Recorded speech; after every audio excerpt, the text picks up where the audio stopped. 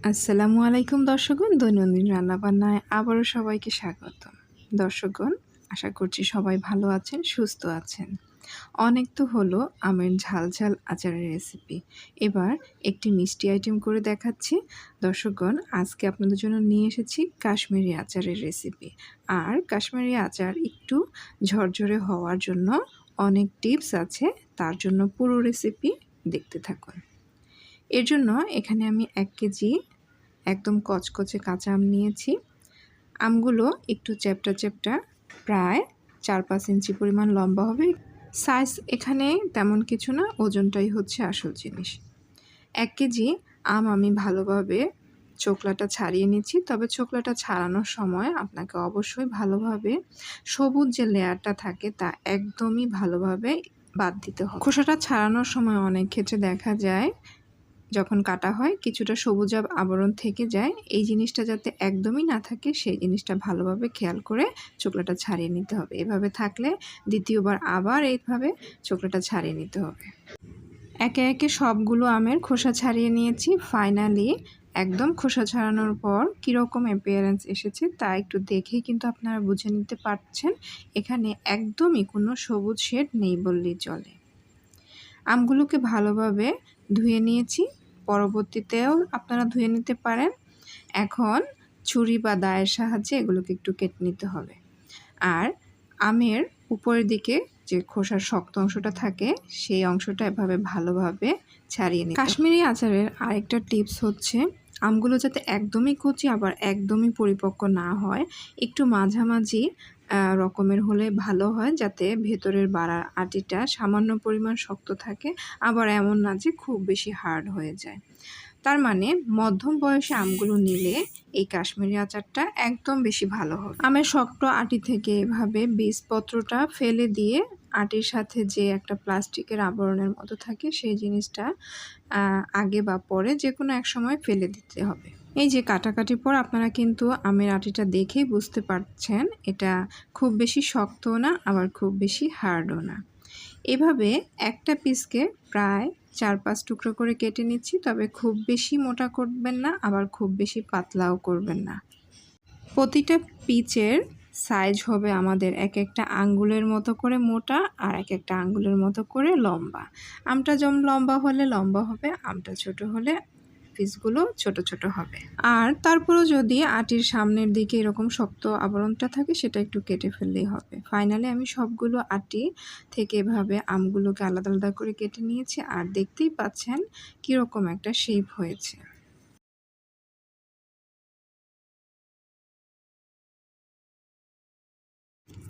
একে একে সবগুলো আমকে আমি এভাবে পিস পিস করে নিয়েছি। তবে এই আমের আচারটা খুব বেশি না দিয়ে 1 কেজি বা 1.5 কেজি 2 কেজি এই পরিমাণ করে যদি দেন তাহলে একটু রান্না করতে সুবিধা হয় আর ঝরঝরেও হয়। এখন পর্যাপ্ত পরিমাণ পানি দিয়ে আমগুলোকে আমি ভালোভাবে ধুয়ে নিয়েছি।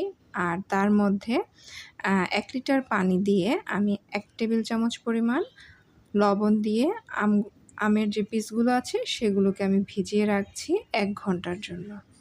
পানিটা যদি খুব বেশি দেন সেক্ষেত্রে লবণের পরিমাণটা পানির সাথে যে লবণের রেশিওটা সেটা কমে যাবে। মোটামুটি এরকম দিলে আমের যে টক ভাবটা আছে সেটা কেটে যাবে। খুব বেশিক্ষণ রাখতে হবে না। আর এই ফাঁকে আমি কিছু শুকনো মরিচ দিয়ে ডেকোরেশন করার জন্য আমি মরিচগুলোকে একটু চিকন চিকন করে স্লাইস করে নিচ্ছি। প্রথমে মরিচের 2-5টা একটু কেটে দিচ্ছি। আগার দিকটা একটু বেশি করে কাটছি যাতে 2টা পাশেই পুরুত্বটা বা প্রস্থটা সমান থাকে। এরপর বিচিগুলোকে এভাবে ফেলে দিয়ে দেখতেই পাচ্ছেন চিকন চিকন স্লাইস করে কেটে নিয়েছি। এভাবে যখন একটু চিকন চিকন করে কাটবেন, যত বেশি চিকন করে কাটবেন ততই কিন্তু দেখতে সুন্দর হবে।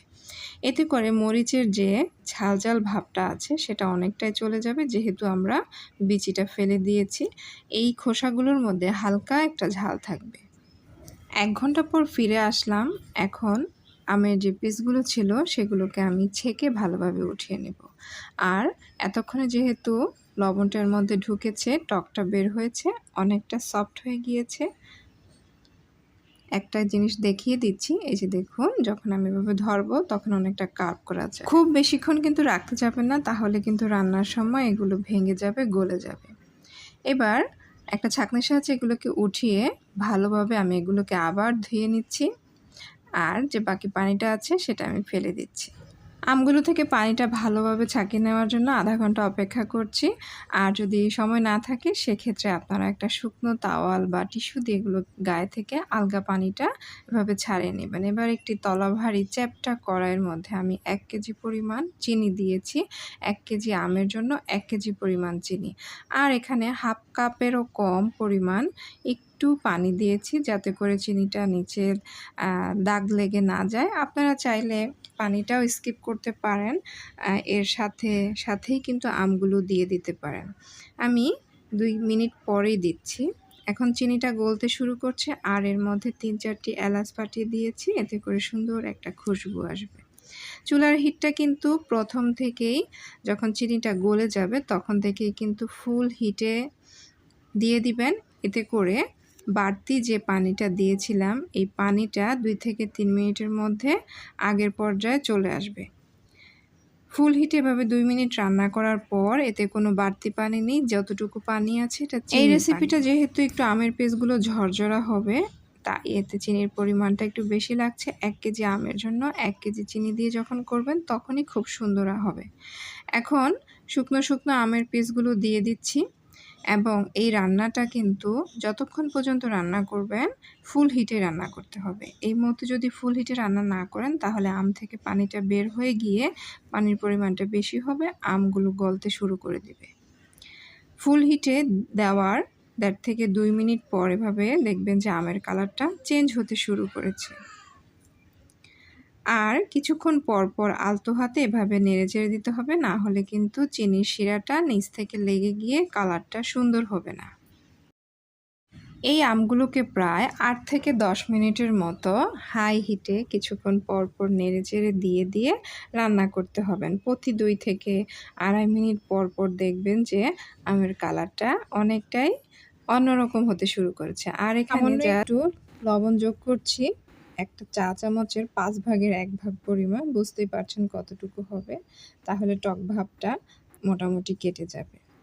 দেখতেই পাচ্ছেন কালারটা কিন্তু আরও সবুজ হয়েছে এবং আমগুলো থেকে পানিটা মোটামুটি বলতে গেলে বের হয়ে এটা বাষ্পও হয়ে গিয়েছে।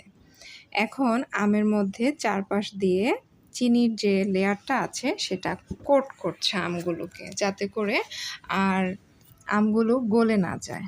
চিনিটা এর থেকে বেশি দিলে আবার এগুলো যখন শুকানো হবে রান্নার পর তখন কিন্তু বেশি আঠা হয়ে যাবে, আর এর থেকে কম দিলে কিন্তু এখন এই চিনির লেয়ারটা আমগুলোকে ভালোভাবে কোট করতে পারবে না।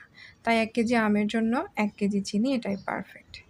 আরও ২ থেকে ৩ মিনিট পর আমি কি করলাম, একদম নামানোর শেষ পর্যায়ে যখন আমগুলো মোটামুটি কালারটা সম্পূর্ণ চেঞ্জ হয়ে গিয়েছে, রান্না হয়ে গিয়েছে, সফট হয়ে গিয়েছে, তখন ১ চা চামচ সিরকা দিয়ে দিলাম। আর যে চিলি ফ্লেক্সগুলো ছিল সেই চিলি ফ্লেক্সগুলো জাস্ট নামানোর ১ মিনিট আগে এখানে দিয়ে একটু মিডিয়াম টু লো হিটে আরও আধা মিনিট আমি এভাবে রান্না করে নিব। শেষ মুহূর্তে কিন্তু চুলার আঁচটা লাস্ট ২-১ মিনিটের জন্য একটু কমিয়ে চুলার আঁচটা বন্ধ করে দিলাম।